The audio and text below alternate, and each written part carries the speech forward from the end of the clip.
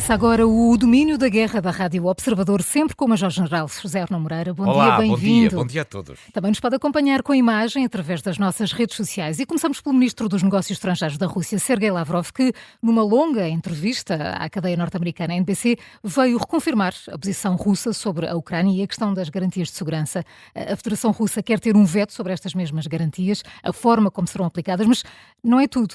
General, posto isto, como é que se vão garantir condições de segurança à Ucrânia? É que parece que estamos sempre a voltar à casa de partida. É a casa de partida, muito bem.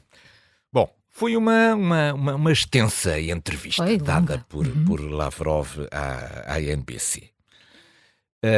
Foi feita para o Ocidente. Esta entrevista foi feita para o Ocidente, sobretudo para o público norte-americano. E, de alguma maneira, eu li ali naquela entrevista uma intenção clara de desmontar aquilo que são os argumentos de Donald Trump e, portanto, de diminuir a capacidade de sucesso de Donald Trump de ter uma influência decisiva neste processo. Isto é, a Federação Russa pretende, de alguma maneira, diminuir a capacidade de Donald Trump de influenciar o desfecho desta guerra e ficar a depender apenas de si. Eu acho que a Federação Russa começa a ficar também cansada de Donald Trump e prefere ver um Donald Trump menos ativo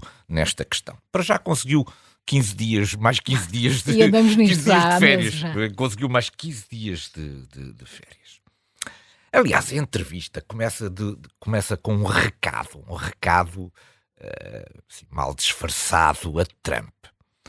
Porque começa com uma afirmação que se aplica diretamente àquilo que aconteceu na reunião da Casa Branca depois da reunião do Alasca, que foi dizer o seguinte: as afirmações russas feitas em público são as mesmas que as autoridades russas procuram transmitir durante os encontros privados.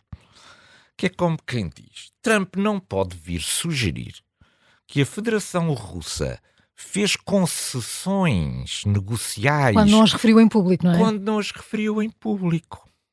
Isto é uma mensagem muito clara de Lavrov sobre aquilo que se andou a discutir e que se continua a discutir ainda durante esta semana, na sequência da Cimeira de Washington, que são as garantias de segurança para a Ucrânia.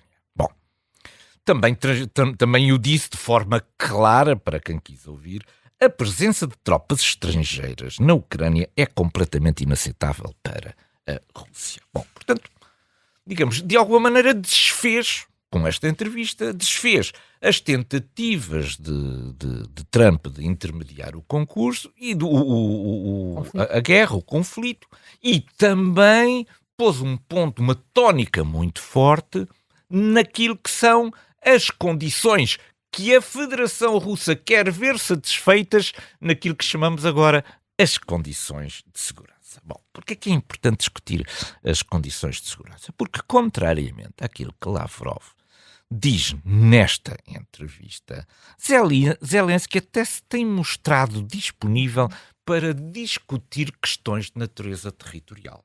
Mas Zelensky tem um ponto, tem uma condição que lhe parece fundamental, que é: se eu vou discutir questões de natureza territorial, eu tenho que ter garantia que qualquer cedência que eu faça neste capítulo vai merecer um escudo forte por parte da comunidade internacional, do Ocidente, de que eu, se eventualmente ceder alguma espécie de território, não vou ter forma protegido, não é? Vou ter que estar protegido de que é a última vez que o vou fazer. Eu não vou ter que repetir daqui a 6 meses outra vez mais uma cedência para poder garantir a paz. Portanto, é aqui que entram as condições de segurança. Porque se tivéssemos garantido à Ucrânia condições para ela ser administradora de todo o território ucraniano naquela zona, as condições de segurança não eram precisas. Isto é, as condições de segurança era o próprio exército ucraniano. Mas porque Zelensky encara eventualmente a possibilidade de ter que ceder algum tipo de território, então nesse caso ele precisa de uma garantias. Moeda de troca, não é? Precisa de uma moeda de troca, de garantias para que isto será a última vez que acontece e que não vai ter que repetir esta cena daqui a alguns dias. Bom, entretanto reuniram-se esta semana os chefes militares da NATO para estudar a forma. Isto agora, garantias de segurança é uma coisa que é difícil de articular e até de conceber. E algumas fontes europeias até anunciaram que no final desta reunião que não vai caber a Lavrov impor as condições de segurança. Bom, vamos ver se é assim ou não. Porque não é isto que a Rússia pensa. O que a Rússia pensa é recuperar a famosa tentativa de acordo de Istambul de 2022, em que dizia que a Rússia seria um dos Estados que iria garantir a segurança da Ucrânia. E que os Estados que garantiriam a segurança da Ucrânia teriam que chegar a consenso entre si para poder assegurar essas garantias. Ou seja, a Federação Russa, no Acordo de Istambul, garantiria para si o direito de veto sobre qualquer intervenção ali, porque ela própria fazia parte do mecanismo das garantias de segurança. Portanto, estamos a ver a potencialidade que a forma como isto foi articulado em Istambul, as possibilidades que isto levantaria para a Federação Russa. Cada vez que nós sentíssemos, nós esse Ocidente, que era preciso intervir para ajudar a Ucrânia, haveria o veto da Federação Russa, porque ela também fazia parte dos mecanismos de segurança. Não faz sentido nenhum. Inventar isto não faz absolutamente sentido nenhum. Mas não. Só na cabeça de Putin. Sim, a Federação Russa continua a insistir que aquilo era um acordo. Aquilo nunca foi acordo. Porque os acordos têm que ser assinados e aquilo nunca foi. Aquilo era de tal maneira escandaloso, digamos, que nunca foi assinado. Portanto, aquilo que se passou em Istambul é uma questão da história que a Federação Russa gostaria de certamente recuperar. Bom, e então agora estamos a trabalhar em que garantias de segurança? Bom, esta é apenas nós estamos ainda na fase do estudo e da concepção disto. Estamos à procura de articular aqui coisas que se tornem viáveis e possíveis de realizar. E uma das ideias em estudo é a seguinte. A linha da frente, cessam os combates na linha da frente e é criada uma zona desmilitarizada. Essa linha vai ter um conjunto de quilómetros para um lado e para o outro, sem a presença de forças militares da Federação Russa e da Ucrânia. Portanto, uma zona neutra. Desmilitarizada, neutra, sim. Essa zona poderia ser patrulhada por tropas de manutenção de paz que fossem neutrais. Isto é, teria que ser encontrada agora aqui uma fórmula até de financiamento internacional. Ninguém vai de borla fazer uma coisa destas. Alguém que estivesse disponível, que fosse aceite pelas duas partes, já vemos a dificuldade que esta coisa, a complexidade disto, que fosse aceite por ambas as partes e que estivesse presente nesta zona desmilitarizada para verificar que não há forças militares a entrarem nesta zona. Portanto, primeira faixa, uma faixa desmilitarizada. Agora, vejamos do lado da Ucrânia, para o interior do território da Ucrânia, o que é que apareceria a seguir? A seguir, apareceria uma segunda linha onde estariam posicionadas as forças armadas da Ucrânia. Portanto, a Ucrânia, atrás da linha desmilitarizada, teria o seu dispositivo militar pronto a intervir no caso para o caso da primeira linha de neutralidade colapsar. Portanto, seria... O que é que isto permitiria? Permitiria distanciar as forças militares ucranianas das forças militares russas, porque fala-se que esta zona desmilitarizada poderia ter 40 km de largura, por causa dos por causa, digamos, dos alcances da artilharia. E, portanto, para evitar aqui tentações, teria que ser uma zona relativamente larga. Depois aparecia, então, o dispositivo militar ucraniano, digamos, nesta segunda linha. E depois uma terceira linha, já no interior da Ucrânia, onde estariam, então, posicionadas as forças europeias e ocidentais que constituíam, digamos, a grande garantia de segurança. Portanto, isto permitia o quê? Permitia uma maior distância entre as forças ocidentais e as forças russas, porque entre as forças ocidentais e as forças russas existiriam as forças ucranianas, por um lado, e depois, mais perto das forças russas, a tal força neutral de manutenção de paz. Portanto, este, digamos, é o ponto de partida para todas estas discussões. Simplesmente. Os europeus só estão disponíveis também para avançar, e os Estados Unidos dizem que os europeus têm que avançar com dezenas de milhares de homens. Para isto, com dezenas de milhares de homens. Bom, onde é que eles estão? Lá vem o serviço militar obrigatório outra vez. Não é? Eu aproveito sempre para puxar a brasa. Sim. Tem que vir o serviço militar obrigatório, não vai haver gente para ir para tudo isto. Bom, e, portanto, se os europeus só estão disponíveis também para isto, se contarem com o apoio norte-americano, num conjunto, aquilo que chamam os enablers, os capacitantes, as capacidades adicionais que fazem muita falta aos europeus para as operações de combate. Vamos a falar apoio aéreo, intelligence, radares, vigilância de campo de batalha, logística, etc. Portanto, os europeus só estariam também disponíveis para ter forças dentro da Ucrânia se elas estivessem protegidas por uma garantia dos Estados Unidos. O que levanta logo aqui uma dúvida. Claro. A América de Trump está disponível para assinar um acordo que a obriga a intervir contra a Federação Russa. Quando sabe que a Rússia não está de acordo, claro. Quando sabe que a Rússia não está de acordo. Portanto, há aqui muitos obstáculos a fazer, mas o maior obstáculo foi criado pelo próprio Ocidente, porque deu voz à Rússia numa coisa em que a Rússia não tem que ter voz. Isto é, o Ocidente disse que só vai enviar forças se a Federação Russa assinar um cessar-fogo. Entretanto, o cessar-fogo já morreu, não é? A parte do cessar-fogo já morreu, e a Federação Russa só quer que assinar um tratado de paz que contemple também as garantias de segurança. Ou seja, estamos aqui numa espécie de pescadinha de rabo na boca em que não andamos para a frente, porque nós só avançamos se houver cessar-fogo e a Rússia só assina o cessar-fogo se houver garantias de segurança que impeçam as garantias de segurança dadas pelo Ocidente. Portanto, a não ser que apareça agora aqui uma voz disruptiva, que nós esperávamos que fosse Trump, mas já vimos que não será.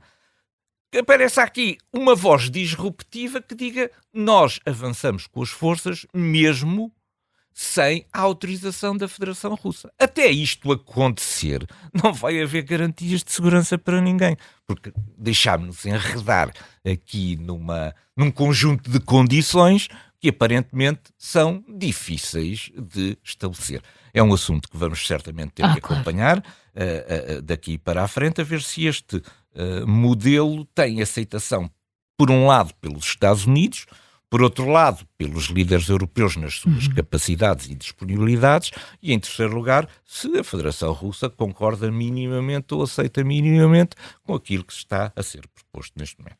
Olhemos agora para o que se passa no terreno. A guerra entre Rússia e Ucrânia escalou para o domínio energético. Várias instalações ligadas à produção elétrica, ao gás natural e ao petróleo têm vindo a ser atacadas, e temos ainda o ataque russo aos escritórios da delegação da União Europeia e do Reino Unido em Kiev esta semana. General, que comentários lhe merece tudo o que está a passar? Sim, bom, vamos começar por este último. Nós não dominamos o processo de targeting, de escolha de alvos pela Federação Russa. Já ouvi comentários de que foi propositado, e já ouvi comentários de que não, isto nunca foi, porque senão aquilo tinha sido destruído. Bom, estes segundos comentários iludem-nos, isto é, dizem aquilo não foi de propósito, porque as instalações, afinal, não estão tão destruídas como parecem. Bom, Isto não é bem assim. Isto é, eu quando quero assustar alguém, Acaso, mando não um é? tiro para o ar, Pois. não é? Eu quando quero assustar alguém, mando um tiro para o ar. O tiro está feito. Passou perto, não acertou em cheio, mas deixou o aviso. Por isso é que foi Portanto, noturno, não é? Por isso é que foi exatamente. durante a noite também, para não atingir Exatamente, para não ter alvos vítimas civis. civis. Que existiram, mas não foi aqui neste caso. E, portanto, o que significa que eu não posso descartar nenhuma das possibilidades. Não posso descartar o facto de ter sido um desleixo da Federação Russa, que não viu que na proximidade dos alvos que queria atingir havia uma delegação da União Europeia. Não posso descartar esse cenário, como também não posso descartar o outro cenário de que foi um chamado tiro de aviso. Isto é, foi suficientemente próximo para causar alarme e suficiente destruição e, portanto, com isso foi um alvo de natureza político atingido com meios de natureza militar para deixar um recado de natureza política. E, portanto, este é um assunto a que estaremos atentos a ver se isto se repete ou não, se este padrão se repete ou não. Mas vamos agora ver também a questão da guerra energética, porque a guerra energética assumiu agora uma dimensão, uma dimensão que era, não é surpresa, era esperada, mas é uma escalada que tem andado muito depressa. Isto tem escalado muito depressa. As instalações energéticas, gás, eletricidade, petróleo, etc., não são alvos militares por natureza própria. Mas podem ser justificados como alvos de natureza militar, porque basicamente aquela gasolina não vai só 99% para a população civil, ou aquela eletricidade, também há 1% que pode ir para unidades de natureza militar.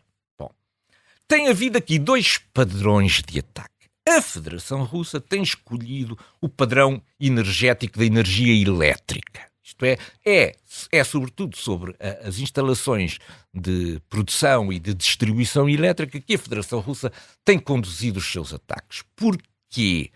Porque acha que isso tem efeito na parte industrial de produção de armamento da Ucrânia e porque, aproximando-se o inverno, quer mais uma vez congelar os ucranianos durante o frio do inverno. Portanto, a parte elétrica é a parte preferida por parte da Rússia. A Ucrânia esteve durante muito tempo impedida de atacar os alvos na profundidade russa. Só muito recentemente ganhou capacidade militar para, através dos seus sistemas de drones e agora eventualmente de mísseis mais sofisticados, poder atacar as refinarias. Ora, esse ataque às refinarias tem tido uns resultados absolutamente demolidores para a Federação Russa. Em agosto, 23% da capacidade de refinação da Federação Russa foi comprometida. Isto é um número brutal, um quarto da... O que é que diz a Rússia? É porque houve uma coincidência aqui, porque é que está a faltar gasolina nas estações. Porque houve uma coincidência infeliz entre manutenções que estavam programadas e aquilo que a Rússia agora chama com muita piada, que são as manutenções não programadas. Isto é só a manutenção. É um excelente argumento. Há um conjunto de manutenções não programadas que são o resultado dos ataques dos drones ucranianos. Portanto, há quilómetros de filas em várias regiões da Rússia, há senhas de racionamento. Depois das horas de fila, já só há direito a 10 litros de gasolina por automóvel e, portanto, a Ucrânia encontrou aqui uma enorme fragilidade da Rússia que vai continuar a aproveitar. Só que a escalada, entretanto, saltou também para questões de natureza internacional. É que a Ucrânia atacou o oleoduto Druzhba, que leva petróleo para a Hungria e a Eslováquia, e a Hungria diz que vai cortar a energia elétrica que passa da Europa para a Ucrânia. E, por outro lado, a Federação Russa atracou as instalações de gás natural da SOCAR, que é uma companhia do Azerbaijão estabelecida em Odessa.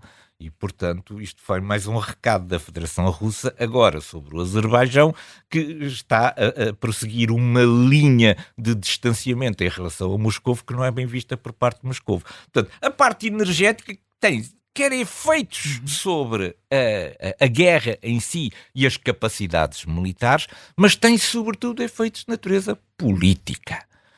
O Kremlin acha que o castigo que é dado aos ucranianos pela falta de eletricidade terá consequências políticas sobre Zelensky, e Zelensky entende que a falta de gasolina disponível na Federação Russa acabará também por obrigar a Federação Russa a vir à mesa das negociações. E, portanto, a guerra energética é uma outra forma de fazer a guerra, utilizando na mesma instrumentos de natureza militar, mas sobre alvos que nós pensávamos que não eram diretamente alvos de natureza militar.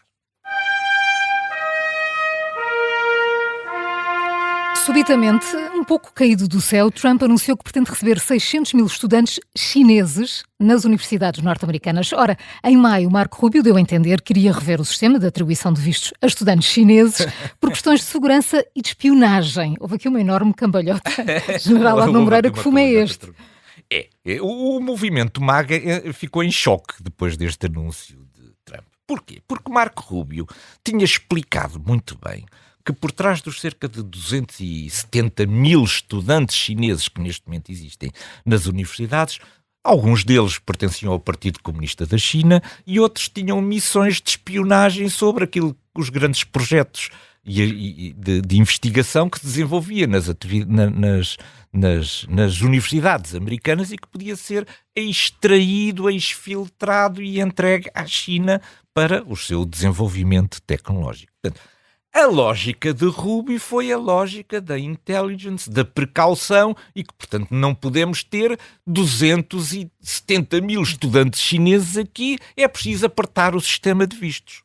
Bom, passaram 2 meses agora e são Trump 600. diz, não, já não são 200, nós queremos 600 mil estudantes chineses. Isto obriga-nos Quer aqui... agradar à China? O que é que se passa aqui? Isto obriga-nos aqui a uma reflexão sobre isso. Bom, isto tem a ver com o seguinte.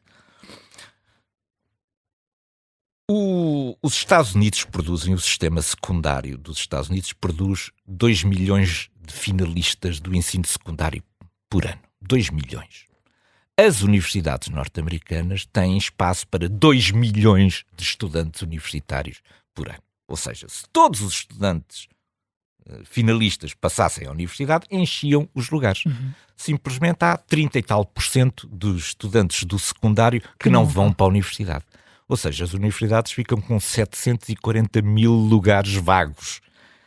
Ora, isto é o fim do negócio para as universidades. 740 mil lugares. De alguma forma tem de ocupar esses Tem que ocupar esses lugares. É aqui que entram os 600 mil. É que é necessário continuar o negócio das universidades e para isso é preciso estudantes estrangeiros, porque os americanos não chegam para todos os lugares que estão disponíveis nas universidades americanas. Além disso, um processo negocial muito difícil que está a decorrer com a China do ponto de vista das tarifas, comercial, etc., comercial, exige boas vontades por parte de Trump. Trump já se deu numa parte importante, que foi os chips de inteligência artificial. Já foi uma cedência brutal à China. E agora isto parece aqui mais um adoçante para Xi, dizendo, não, afinal nós não vamos reduzir. Pelo contrário, nós queremos cá 600 mil estudantes chineses já para o ano que vem.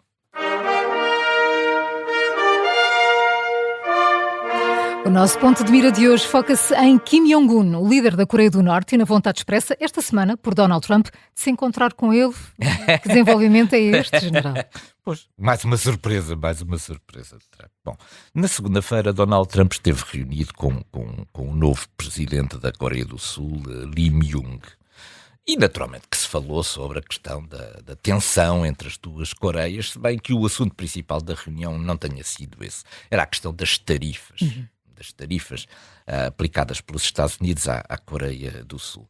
Mas, enfim, estando sentado ali com o presidente da Coreia do Sul, nada de melhor ocorreu a Trump do que falar na Coreia do Norte. E então diz que, Eu dou-me muito bem com Kim Jong-un e até gostaria de me encontrar outra vez com ele ainda este ano. Ora, nada disto está preparado. Não se conhecem negociações, nenhum processo negocial em curso. Porque é que Trump se quer encontrar com Kim Jong-un? É que é mais difícil encontrar agora Kim Jong-un do que no primeiro mandato. Em 2019 ele esteve com Kim Jong-un, mas nessa altura Kim Jong-un não tinha a proteção que tem da Rússia. Agora é que Kim Jong-un tornou-se uma peça fundamental na guerra da Ucrânia e no apoio à Federação Russa. Portanto, agora sente-se protegido. Isto é, a capacidade de extrair concessões de Kim Jong-un é agora muito mais difícil. Então, porquê este encontro? Isto é um segredo que fica aqui só entre nós. A terminar, sim. A terminar. Havia antigamente as cadernetas de cromos dos jogadores de futebol. E, portanto, nós... Ainda há. E não sei se ainda há. Nós colecionávamos, vinham umas coisas e íamos colando os cromos na caderneta. Trump também tem uma caderneta, que é a caderneta dos grandes ditadores mundiais. Ele quer uma fotografia com todos os ditadores mundiais. Portanto, isto não é política externa dos Estados Unidos. Isto é a caderneta de cromos de Donald Trump. Assim terminamos. E assim terminamos este Domingo da Guerra. Bom fim de semana. Bom fim de semana para todos. É sempre um gosto. Obrigado.